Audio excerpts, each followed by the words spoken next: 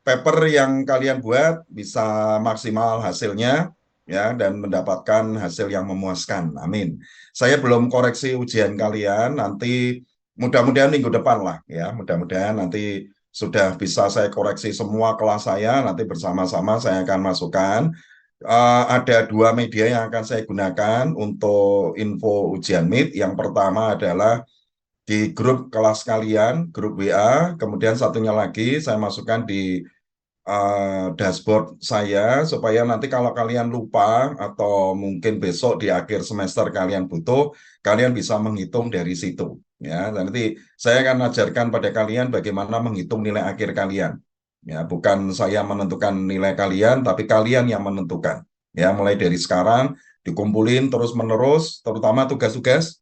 Jangan sampai ada yang bolong-bolong, karena itu kerugian besar bagi kalian. Oke, hari ini kita masih melanjutkan materi minggu sebelum kita ujian MIT ya, yaitu Pancasila sebagai ideologi bangsa. Nah, tidak ada studi kasus yang saya berikan untuk kalian kumpulkan sebagai tugas untuk minggu ini. Jadi jangan bingung, loh Pak ini ada tugas apa enggak Pak? Apakah harus saya kumpulkan? Tidak ada. Nanti ngumpulnya di tugas minggu depan. Ya, mulai minggu ini, hari ini, kalian sudah bisa mengumpulkan sampai dengan minggu depan. Jadi, tugas ke-6 belum saya berikan. Jadi, jangan khawatir. Kalian nggak perlu harus cari-cari di Waskita apakah ada tugas yang harus dikumpulkan atau tidak. Ya, saya sudah janji waktu itu bahwa di pertemuan pertama tidak ada tugas. Oke. Kita hanya mau diskusi, yang saya mau dengar dari pendapat kalian dengan sesuatu yang sifatnya viral hari ini. Ya, selama kalian ujian selama 2 minggu, ada berita-berita yang menarik yang muncul di permukaan yang terkait dengan kondisi bangsa Indonesia. Ya, jadi kalau bicara tentang Pancasila sebagai ideologi negara, ideologi itu cara pandang, ya, yang menjadi nafas kehidupan bangsa Indonesia, yaitu Pancasila. Ya, jadi Pancasila itu mau nggak mau, senang atau nggak senang, Pancasila itu menjadi ideologi negara kita. Nah, itu nanti akan memunculkan produk-produk hukum di bawahnya. Ya, jadi dari Pancasila yang paling tinggi, kemudian diturunkan menjadi UUD 45. Yang membuat adalah MPR. Jadi kalau ada yang mau merubah UUD 45, merubah atau memperbaiki, atau mungkin malah UUD 45 nggak berlaku, maka yang yang bisa merubah di sini hanyalah MPR, tidak ada yang lain. Ya, hanya MPR itu berdasarkan keinginan dari rakyat Indonesia. Ya, nah ini yang menjadi bagian dari turunan dari Pancasila. Jadi dari Pancasila, UUD 45 produknya MPR, kemudian diturunkan lagi menjadi produk yang dibuat oleh DPR, yaitu undang-undang yang selama ini langsung kita berhadapan, pemerintah kita berhadapan itu langsung dengan undang-undang ini. Berbagai macam jenis undang-undang. Ya, jadi nanti kalau dari undang-undang yang dibuat oleh DPR akan diserahkan kepada Presiden sebagai mandatoris MPR atau yang menjadi eh, apa ya kepanjangan, bukan kepanjangan tapi menjadi mendapatkan mandat dari MPR. Nah, nanti dari Presiden menurunkan undang-undang ini kepada pihak-pihak terkait, ya, ke bawahan dia. Nah, dari bawahan ini siapa? Ya tergantung undang-undangnya. Kalau misalkan yang sekarang baru rame ini, undang-undang tentang pemilu, batas minimal usia calon presiden dan wakil presiden. Nah, nanti dari sini diberikan kepada KPU, ya, KPU yang akan menjalankan undang-undang itu. Kalau undang-undang ini tidak sesuai, bagaimana, Pak? Jangan khawatir. Kalau undang-undangnya tidak sesuai, maka kita bisa mengajukan ke MK, Mahkamah Konstitusi. Mahkamah Konstitusi inilah yang akan bersidang, menentukan apakah keberatan dari masyarakat atau kelompok masyarakat ini bisa diterima atau tidak. Maka nanti Hakim MK sebanyak 9 itu akan bersidang, kemudian menentukan keputusannya apakah diterima dari keberatan itu atau ditolak. Ya, kalau diterima bentuknya seperti apa? Kalau ditolak, ya pasti tidak akan lanjut lagi. Pak, kalau diterima Pak dari keberatan itu, misalkan ini kita langsung masuk ke studi kasusnya ya. Nanti akan saya minta pada kalian untuk pendapat-pendapat kalian bagaimana. Jadi dari undang-undang terkait dengan batas minimal usia presiden dan calon presiden, yaitu 40 tahun, itu dirasa terlalu tua, tidak mewakili generasi muda. Akhirnya ada dua partai waktu itu yang memberikan keberatan, nota keberatan ke MK. Yang pertama adalah PSI, yang kedua adalah Gerindra. Nah, diberikan ke MK, kemudian MK bersidang waktu itu. Karena ini terkait dengan, ini kode etik ya, terkait dengan keputusan MK ini nanti terkait dengan calon wakil presiden yang sekarang jadi wali kota di Solo, yaitu Gibran. Ya kita tidak menyebut nama sih sebetulnya, tapi dari dari eh, hubungan kekerabatan, ketua MK ini kan masih omnya wali kota Solo ini. Maka di dalam pengambilan keputusan, hakim ini tidak boleh ikut serta. Ya, hakim tidak boleh ikut serta karena dia mengadili yang bisa dikatakan saudaranya sendiri. Di dalam pengadilan itu tidak boleh. Jangankan MK, di bagian di bawah pun juga nggak boleh. Karena orang yang menghakimi saudaranya sendiri, keluarganya sendiri, pasti akan ada unsur subjektivitas. Contoh misalkan saya sebagai hakim, mengadili anak saya sendiri yang tersangkut kasus pidana.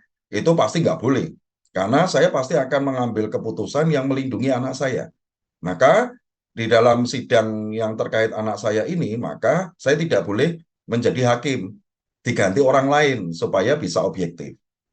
Nah, di MK waktu itu karena ketua MK ini masih ada kekerabatan dengan dengan wali kota Solo, maka di dikeluarkan dulu ya, dikeluarkan karena ini terkait dengan urusan kekeluargaan.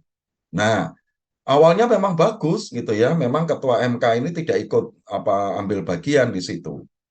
Tapi 3 hari sebelum keputusan diambil oleh MK, diumumkan oleh MK, ketua MK ini masuk lagi, ya, tahu-tahu masuk gitu dan akhirnya merubah dari keputusan MK yang awalnya objektif menjadi subjektif yang kita lihat sekarang, di mana dari hasil keputusan MK ini Gibran naik menjadi calon wakil presiden mendampingi Prabowo.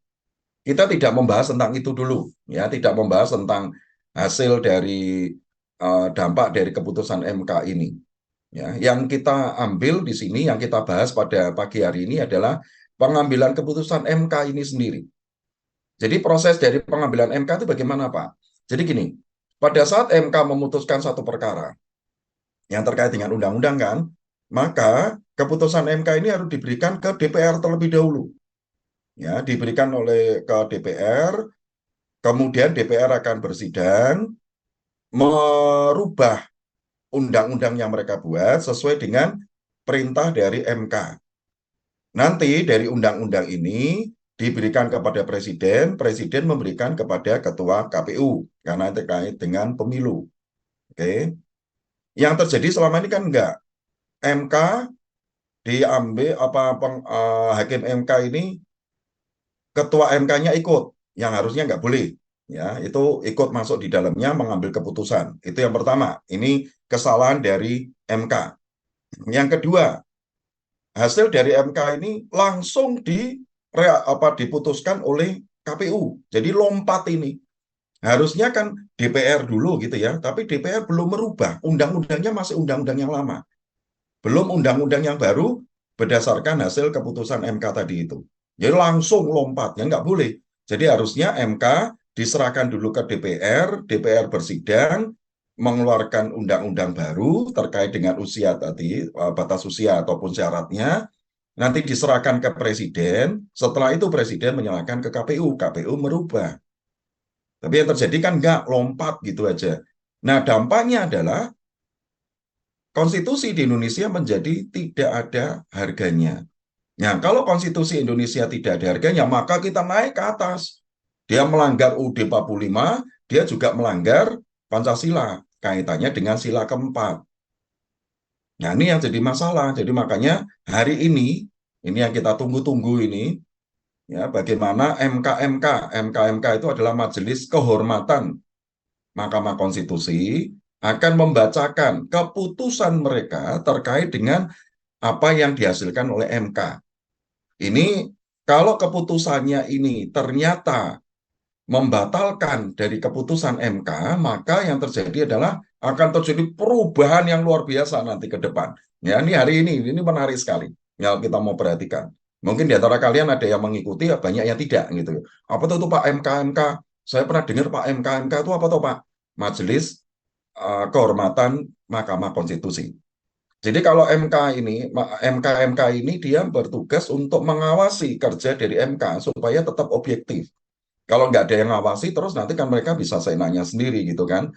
Maka MK-MK ini mengawasi dan disinyalir bahwa keputusan MK nomor 90 itu yang menyatakan bahwa eh,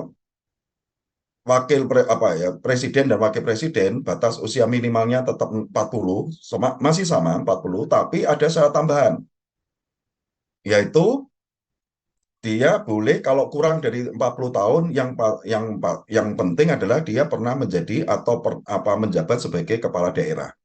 Nah, inilah yang kemudian menjadi polemik sampai hari ini gitu ya, menjadi eh, bahan diskusi sana sini, kemudian menyatakan bahwa MK sudah tidak bisa menjalankan tugasnya dengan baik, tidak bisa objektif lagi tapi subjektif. Nah, ini sangat berbahaya sekali. Ya, karena kalau MK tidak bisa dipercaya, lalu pada siapa lagi kita akan percaya? Oke, sekarang saya mau tanya pada kalian, bagaimana keputusan MK? Terlepas, kalian pernah dengar atau enggak, tapi tadi sudah saya jelaskan sedikit secara garis besarnya. Menurut kalian, keputusan MK yang membatalkan undang-undang sebelumnya, kalau undang-undang sebelumnya kan hanya menyatakan gini, presiden dan wakil presiden minimal usia 40 tahun, titik, tidak ada syarat tambahan. Minimal 40 tahun, titik, itu aja. Tapi yang keputusan MK menyatakan minimal 40 tahun atau pernah menjabat atau sedang menjabat menjadi kepala daerah. Nah, syarat tambahan ini loh yang jadi masalah. Ya, yang kemudian memunculkan Gibran bisa naik karena dia usianya baru 35, ya kan belum 40. Tapi karena ada syarat tambahan ini maka dia bisa dicalonkan. Dan buktinya hari ini kita lihat sendiri bahwa dia mendampingi Prabowo. Oke. Nah, saya mau tanya ini awal mulanya kan dari MK ini, ya. Kita belum lari sampai ke ranah menyebutkan nama di situ. Tapi kita bicara tentang keputusan MK yang membuat jadi ribut sana sini. Nah, saya mau tanya pada kalian, apakah kalian mendukung atau menolak keputusan MK ini? Kalau mendukung alasannya apa, menolak alasannya apa? Silakan.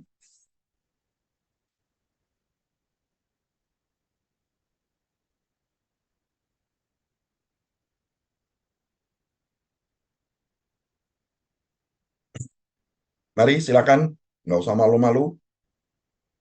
Keputusan MK ini, apakah kalian mendukung atau tidak?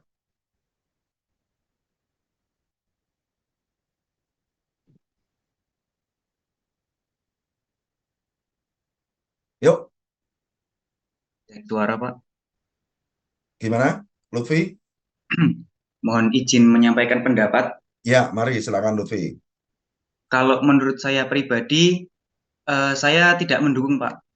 Ya, Karena setahu saya, eh, otak atau seseorang itu mencapai pada titik optimalnya itu pada usia 40 tahun. Itu setahu hmm, saya. ya, Itu dulu sih, Pak, pendapat saya, Pak. Terima oke. kasih. Ya, terima kasih Lutfi. Jadi kan sesuai dengan undang-undang sebelumnya ya menyatakan bahwa calon presiden dan wakil presiden ini usia minimalnya 40 tahun, titik, tidak pakai alasan yang lain-lain, syarat yang ketentuan berlaku yang lain tidak ada. Jadi 40 tahun, lebih menyatakan bahwa kedewasaan berpikir seseorang itu pada usia 40 tahun, ya ke atas hari itu sudah semakin dewasa. Yang sebelumnya itu masih ibaratnya masih bisa dipengaruhi sana sini gitu.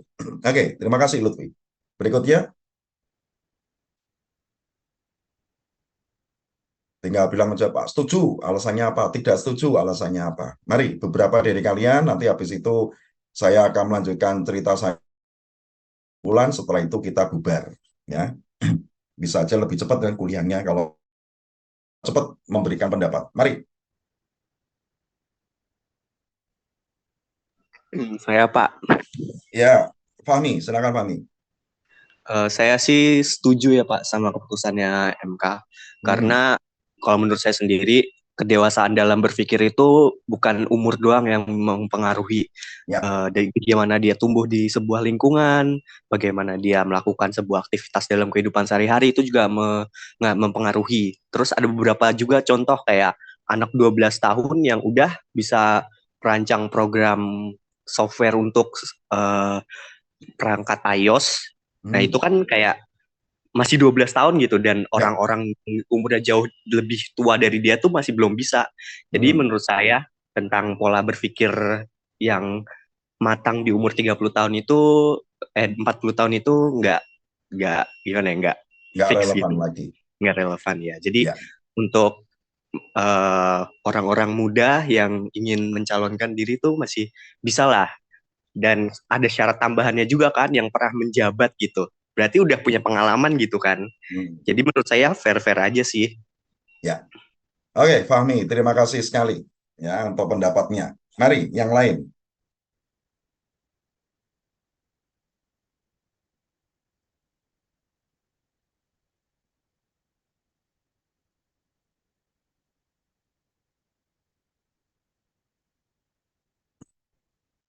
Mari, pendapat kalian, anak-anak muda ini, kalian nanti yang akan menjadi penerus tongkat estafet kami, ya, yang sudah tua-tua ini untuk masa depan bangsa ini. Yuk, pendapat kalian. Saya minta dua orang lagi deh.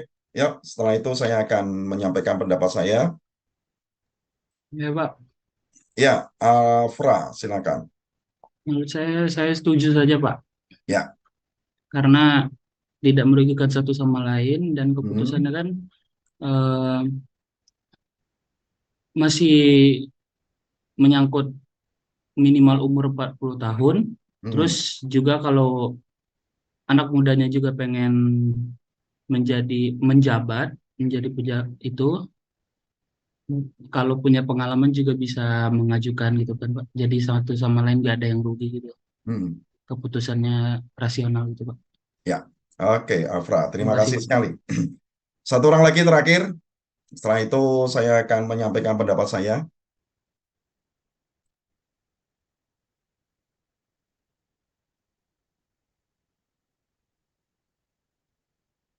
Dua orang mendukung apa keputusan MK, satu tidak mendukung. Nah, ini tinggal satu lagi ini. Mau skornya 3-1 atau 2 sama ini.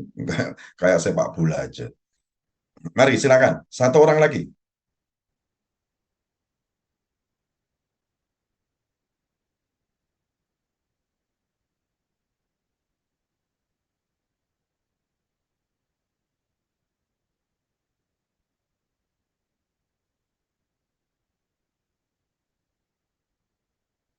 Mari, satu orang lagi.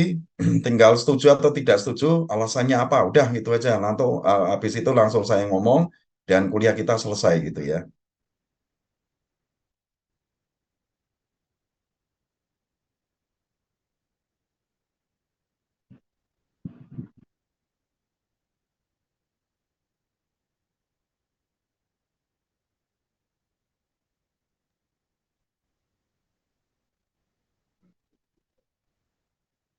Yuk, mau cepat selesai nggak kuliahnya? Wah, iya, kita tinggal ngomong aja loh.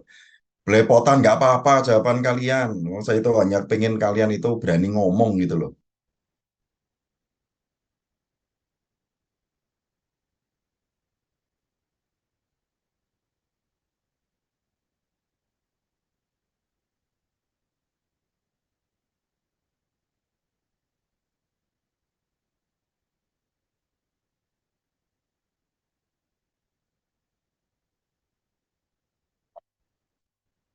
Nah, tak tunggu loh pokoknya. Satu orang yang ngomong. Ini sampai kuliahnya selesai tak tunggu, wes.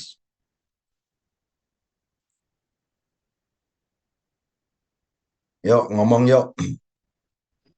Cek, cek. Saya, Pak. Ya, silakan Asis. Saya sebenarnya setuju dan tidak ada masalah dengan keputusan MK. Tetapi yang jadi permasalahan itu karena ada satu orang yang seperti diuntungkan gitu. Dan Hmm. itu masih ada kekeluargaan dengan presiden dan yang memutuskan MK-nya itu, Pak. Hmm. Jadi ya seperti Oke. ada yang diuntungkan gitu, satu orang. Ya, jadi dia tidak objektif tapi subjektif gitu ya, Iya, Asis. Pak. Oke, terima kasih. Jadi dua sama ini ceritanya. Oke. Jadi gini ya, kalau saya bilang bahwa keputusan, satu keputusan apalagi ini terkait dengan hakim gitu ya. Hakim itu kan simbolnya itu adalah neraca ya, timbangan emas itu loh.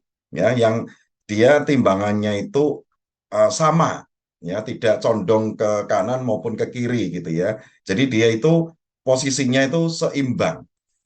Maksudnya seimbang itu apa? Objektif ya, objektif, tidak dipengaruhi oleh pihak lain. Itu yang sebetulnya terjadi. Jadi misalkan gini, Pak, emangnya orang muda nggak boleh, Pak, menduduki posisi penting strategis di Indonesia? Contohnya misalkan presiden atau wakil presiden. Boleh, siapa yang bilang nggak boleh? Silahkan. Bahkan saya sangat mendukung ya anak-anak muda ini. Karena pemikiran-pemikirannya out of the box gitu ya. Saya bilang itu pemikirannya di luar dari yang ada selama ini. Beda dengan kami para generasi tua ini kalau berpikir kan ya mikirnya ya lurus-lurus gitu ya. Mungkin kalian gemes kenapa sampai anak-anak muda tidak mau nggak mau tahu dengan urusan pemilu, nggak mau tahu tentang urusan politik karena bagi mereka udahlah untuk orang-orang tua itulah. Ya kita anak-anak muda itu ya nggak punya hak untuk suara. Ya sama seperti di rumah gitu ya. Kalau mau ngambil keputusan orang tua dengan anak maka lebih banyak orang tua yang mengambil. Sedangkan anak-anak tidak banyak ikut campur. Kemudian anak-anak harus mengikuti apa yang disampaikan oleh orang tua. Nah, yang terjadi kan seperti itu. Maka saya bilang di sini bahwa ini sekarang masanya anak muda untuk tampil keluar. Apalagi generasi muda ini, milenial, generasi Z, yang punya hak suara itu sebanyak 105 juta untuk pemilu 2024 besok. 105 juta. Total yang bisa mengambil ini, memberikan hak suara itu cuma 200-an lebih dikit gitu ya. Bisa dikatakan separuh lebih, ya, separuh lebih dari peserta pemilu itu adalah anak-anak muda semua. Kita lihat aja sekarang di baliho-baliho pinggir jalan gitu ya. Itu kan banyak anak-anak muda yang udah jadi ada yang jadi anggota DPR, DPRD, DPR, kemudian ada DPD. Coba aja lihat di pinggir-pinggir jalan itu baik baliho-baliho besar yang ada di perempatan jalan maupun yang ada di jalan-jalan pinggir-pinggir jalan itu kan kebanyakan anak-anak muda. Ya, yang cewek ya masih muda, cantik, yang cowok yang ganteng kayak gitu. Anak-anak muda semua, saya senang gitu ya. Wah, ini waktunya anak-anak muda tampil. Karena apa? Indonesia membutuhkan pemikiran anak-anak muda untuk keluar dari rutinitas gitu loh. Ya, keluar dari kebiasaan ya seperti itu aja. Kapan anak-anak muda mendapatkan bagian? Oke ya, itu. Tapi permasalahannya adalah kita punya konstitusi. Konstitusi ini diatur oleh undang-undang. Undang-undang ini diatur oleh UUD 45, diatur lagi oleh Pancasila di atas. Walaupun di dalam Pancasila tidak disebutkan sila 4, itu tidak menyebutkan usia, tapi kan turunan itu, ya, turunan dari yang dilakukan oleh DPR waktu itu menyatakan bahwa presiden dan wakil presiden itu minimal usia 40 tahun.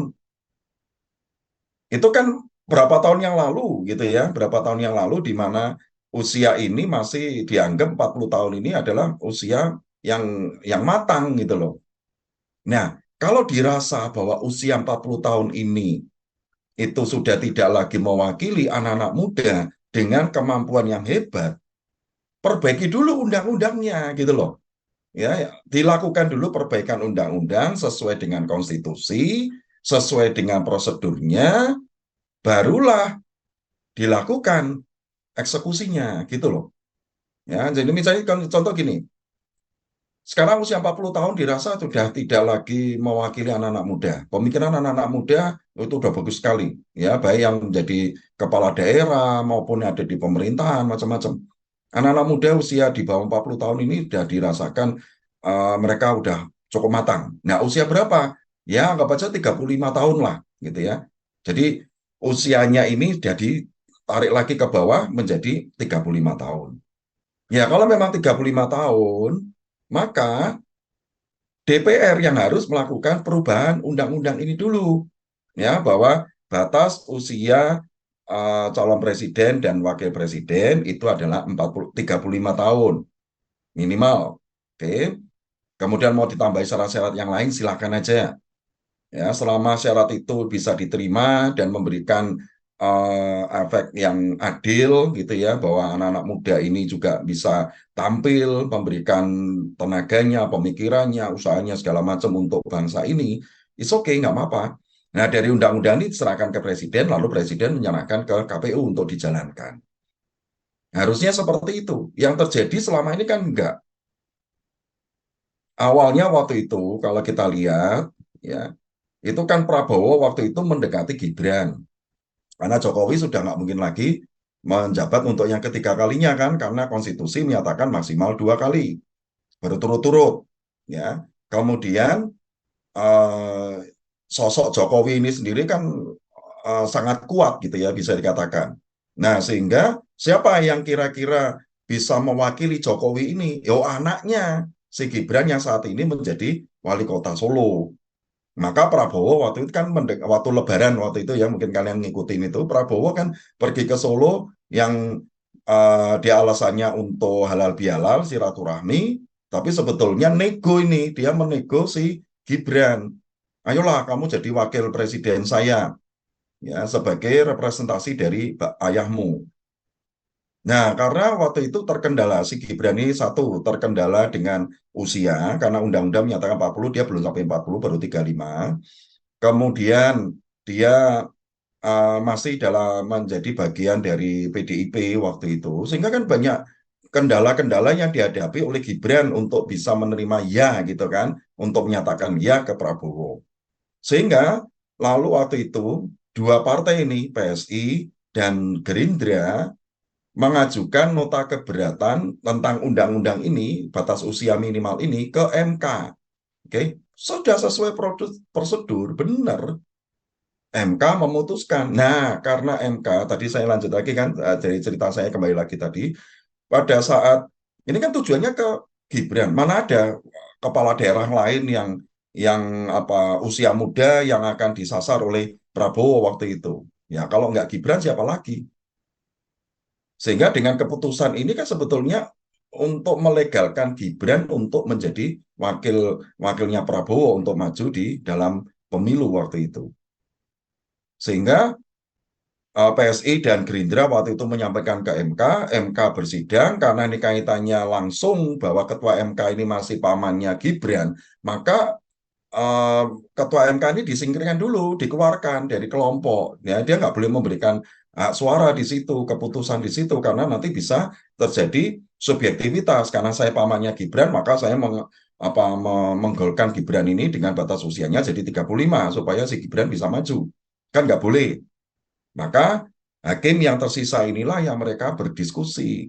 Tapi 3 hari sebelum keputusan diberikan, Ketua MK masuk di dalamnya dan merubah semua keputusan yang kita lihat saat ini. Itu yang pertama. Jadi dari prosesnya sudah nggak benar dulu, proses pengambilannya loh ya. Dari proses pengambilannya, keputusan dimunculkan, yang jadi permasalahan lagi adalah harusnya dari MK kembali dulu ke DPR. Yang terjadi selama ini kan DPR belum memunculkan undang-undang baru. Ini yang jadi permasalahan. Dari undang-undangnya harusnya undang-undang ini diperbaiki dulu oleh DPR, diserahkan ke presiden, presiden ke KPU. Barulah siapapun boleh maju, silakan aja, nggak apa-apa. Sah itu, nggak ada masalah. Selama semua prosedur dilakukan, harusnya seperti ini loh. Ada keberatan nih, ya, ada keberatan dari 2 partai, lari ke MK. Ketua MK singkirkan dulu, ya, dia nggak ngambil keputusan apapun. Hasilnya Anggaplah misalkan yang seperti kita lihat sekarang ini, ya, bahwa batas usia minimal 40 tahun atau dia pernah menjabat atau sedang menjabat sebagai kepala daerah. Oke, hasilnya seperti itu.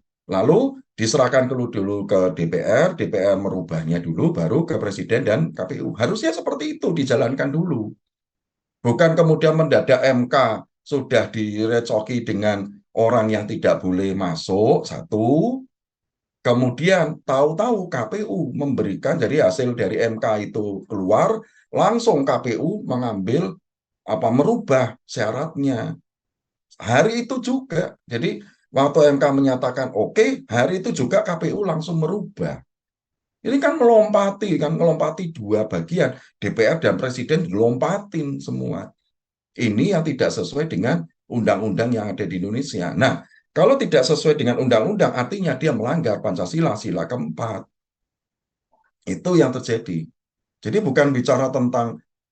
apa yang saya maksudkan di sini bukan bicara tentang kontennya, bicara tentang isinya, tapi prosedurnya yang salah.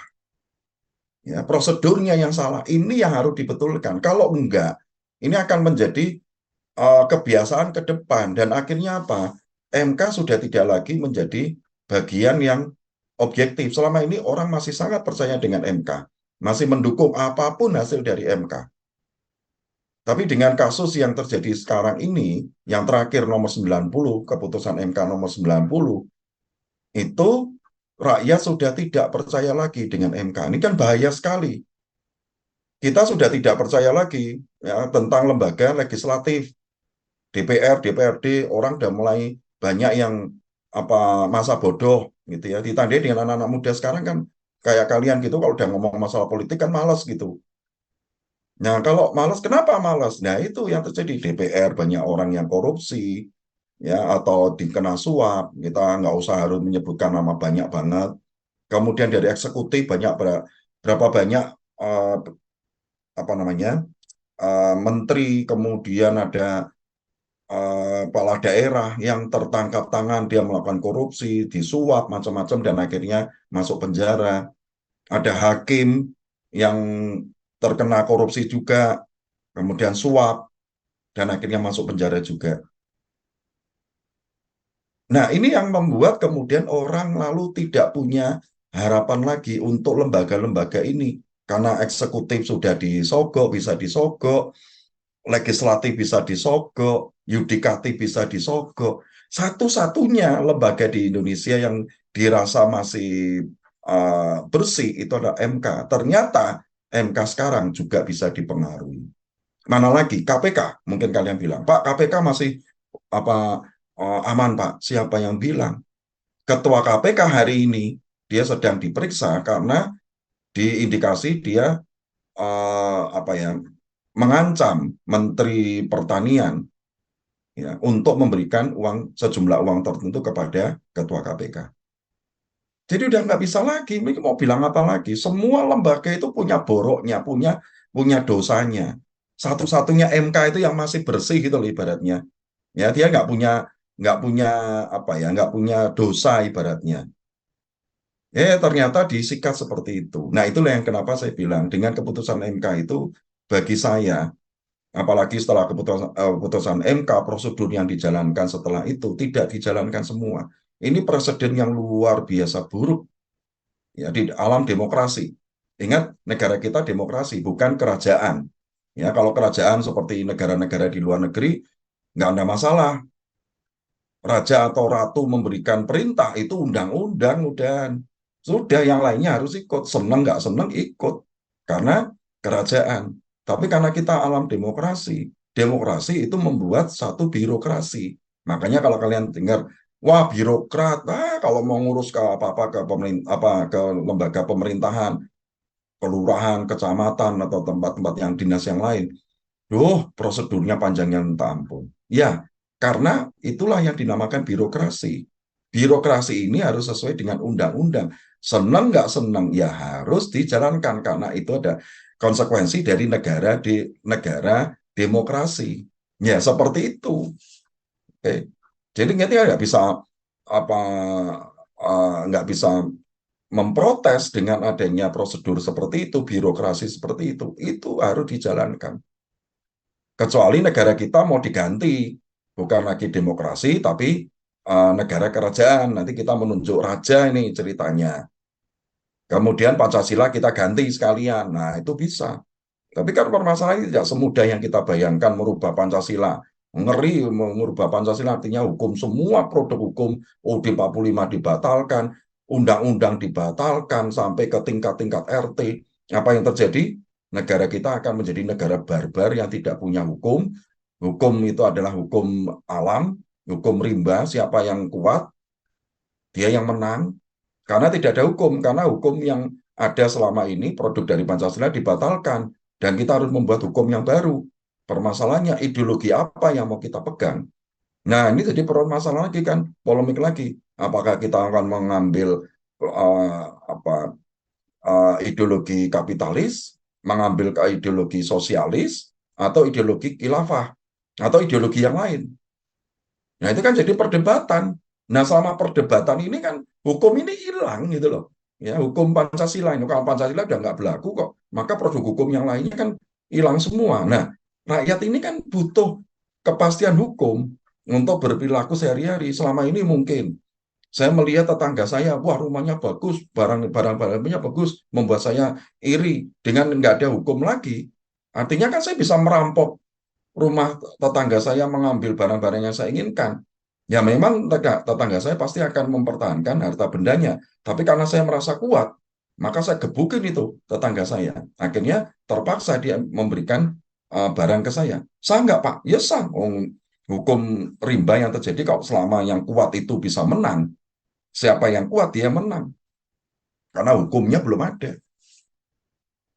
Nah ini yang kita harus pahami bersama bahwa hukum di Indonesia itu, konstitusi di Indonesia ya seperti itu. Ya, kita lihat aja lah hari ini bagaimana MK, Majelis Kehormatan dari Mahkamah Konstitusi memberikan keputusan hari ini, hari Selasa ini.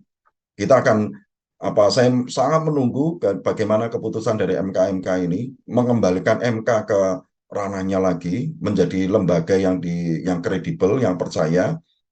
Kalau saya sih malah bilang lebih baik batalkan dulu keputusan itu untuk keputusan ini nanti digunakan untuk pemilu yang akan datang. Ya, pemilu saat ini masih ya menggunakan yang lama dulu. Kemudian prosedurnya semuanya diperbaiki dulu. Ya, ketua hakim MK semuanya diganti dah. Ya, walaupun mereka waktu itu tidak setuju dengan adanya perubahan konstitusi, tapi saya bilang mereka juga ikut terlibat di dalam pengambilan keputusan saat itu. Ya, salahnya mereka adalah kenapa keputusan di dalam internal rapat mereka yang tidak boleh dihadiri oleh orang lain, keputusan ini harus diskusi ini harus dirahasiakan benar-benar. Nah, mereka memunculkan ke publik, mereka ngomong ke publik, jadi mungkin mereka kecewa gitu ya. Hakim-hakim yang baik ini awalnya baik, mereka kecewa, salahnya mereka adalah ngomong ke publik, sehingga publik jadi tahu rahasia MK seperti apa. Nah, ini bahaya sekali. Rahasia ini tidak boleh dikeluarkan, tidak boleh dibocorkan. Jadi semua aja diganti, orang yang baru, yang benar-benar kredibel. Nah, barulah MK itu dibersihkan dari pengaruh-pengaruh buruk dari pihak-pihak eksternal. Nah, yang dilakukan seperti itu dulu. Ya, anak muda bagaimana Pak?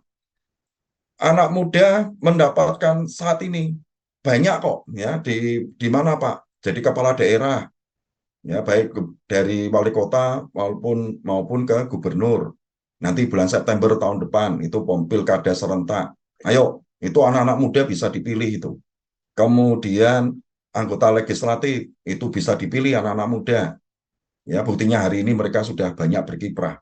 Bagaimana dengan presiden dan wakil presiden, Pak? Kan anak-anak muda juga harusnya mendapatkan bagian. Iya, tapi karena pengambilan keputusan itu sangat mepet dan tidak mungkin bisa dijalankan dalam waktu singkat selama masa tinggal 100 hari ini, ya. Nah, maka berikan keputusan itu nanti setelah pemilu selesai. Itu ranahnya anak-anak muda. Mudah silakan aja. Tapi ikuti dulu prosedurnya lah. Ya, jangan kemudian mengambil tidak sesuai dengan prosedur, nanti negara kita ini akan menjadi negara yang kacau balau beneran. Ya. Negara yang tidak punya aturan nanti. Prosedurnya seperti apa? Ingat, ini negara demokrasi. Nah, negara demokrasi itu memunculkan apa yang dinamakan dengan birokrasi. Ya. Birokrasinya nggak jalan ini. Kalau birokrasinya nggak jalan, maka ya bubarlah negara kita. Bukan lagi negara demokrasi, nggak tahu negara apa namanya. Ya. Nah, itu kan kalau merubah kemana-mana kan jadinya kacau balau. Oke, saya kira itu ya yang saya mau berikan pada kalian. Jadi sekali lagi, anak muda saya dukung, ya ayo kalian ini yang harusnya menduduki jabatan-jabatan sentral di pemerintahan.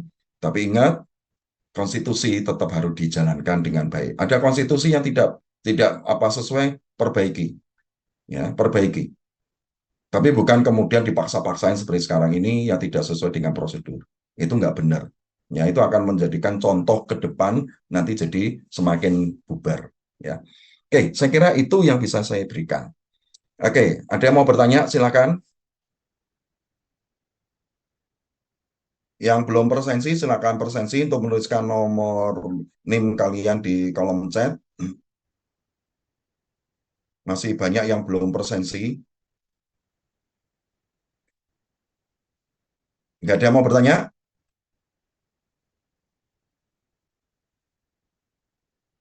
Oke, kalau nggak ada yang mau bertanya, kita akan tentukan untuk tugas kita yang ke-6 minggu depan ya. Akan kita pakai untuk diskusi.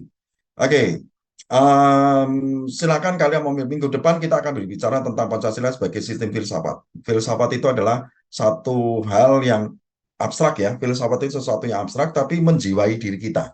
Abstrak tapi menjiwai. Ya, kita jalankan kehidupan sehari-hari. Jadi abstrak itu ibaratnya gini loh, kayak kita itu otopilot gitu ya. Otopilot untuk melakukan sesuatu itu tidak otopilot. Jadi dengan sendirinya muncul gitu aja. Misalkan gini, kalian yang muslim gitu ya, dengar suara azan di masjid, otopilot langsung ya, langsung berwudu, sholat gitu. Itu otopilot udah. Ya, kita langsung, oh ada azan, oke waktunya sholat, ayo sholat. Ya. Menjalankan perintah agama kita, otopilot, oh itu sudah ada. Oh saya harus jujur, saya harus apa menghargai sesama kita, tidak boleh menyakiti mereka, macam-macam lah gitu ya. Nah itu otopilot namanya. Oke, terkait dengan Pancasila yang tadi saya bilang nilai-nilai Pancasila sudah otopilot di dalam diri kita, ya saya minta kalian untuk mencari studi kasus terserah kalian lah, sesuatu yang sifatnya saat ini sedang viral, ya itu yang kita bahas, ya yang viral-viral aja. Saya masih batasi di tingkat MK ya, MK sudah selesai, ya eksesnya kan sekarang kita lihat ini dah. Ada hal yang menarik sekarang ini yang tema yang baru muncul di mana-mana, yaitu tentang dinasti, politik dinasti. Nah, kalau kalian mau, ya itu yang kita bahas minggu depan. Tapi kalau kalian punya yang lain, silakan. Yuk, mau pilih yang mana? Yang saat ini baru ngetren aja, jadi asik kita ngobrolnya tuh sesuatu yang hari ini baru rame gitu, atau belum lama rame, kemudian kita bahas. Jadi kan kita harapan saya dari diskusi kita di pertemuan-pertemuan Pancasila itu kan sebetulnya kita semakin peduli dengan kondisi di sekitar kita, bukan kemudian kita masa bodoh gitu ya. Kita semakin peduli dan kalian sebagai generasi muda, katanya generasi muda yang memberikan banyak warna di dalam negara kita. Ya, ayo jangan hanya diam dong. Ya, saya ingin menggerakkan dari kalian dari kelas ini kemudian kelas-kelas yang lain. Harapannya nanti dari kalian-kalian inilah nanti muncul ya pendapat-pendapat keluar yang akan menjadikan negara kita jadi lebih baik lagi. Ya, peran anak muda jadi lebih lebih menonjol. Ya, bukan kemudian anak muda selalu ada di bawah, selalu tertutup dengan generasi tua. Nah, itu kan sesuatu yang nggak benar juga. Oke, apa yang mau kalian diskusikan minggu depan? Silakan.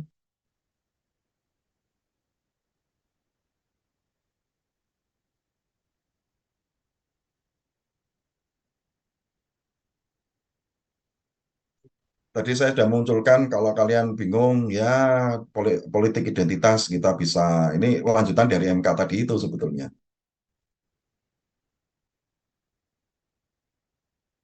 Mari silakan untuk tugas kalian ke-6.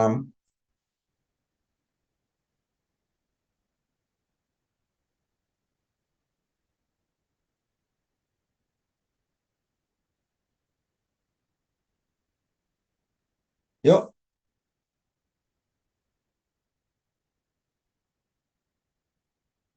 topiknya apa? Setelah topik ini selesai, kita langsung bubar. Jangan kelamaan ngambil keputusannya. Ayo,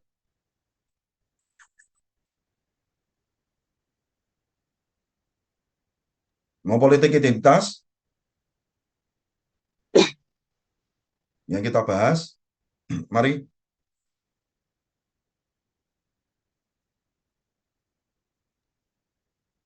Bingung, Pak. bingung. Ya, kita bahas tentang politik, politik identitas ya, supaya kalian pernah dengar istilah politik identitas nggak sih? Kalian ini Belum, terlanjur Pak. ngomong. Belum, Pak. Belum pernah Belum, dengar Pak. Belum. politik identitas?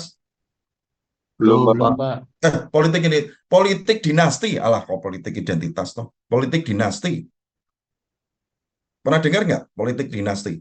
Oh, pernah, Pak. Pernah, Pak. Nah, Pak. Nah ya, kalau identitas kan sudah pernah kita bahas yang membawa identitas kita yang ada di KTP itu. Kalau politik dinasti itu adalah politik yang dari garis keluarga gitu ya. Jadi contoh gini, ya saya emangnya politik dinasti di Indonesia nggak ada, ya ada. Kita lihat aja Soekarno, ya.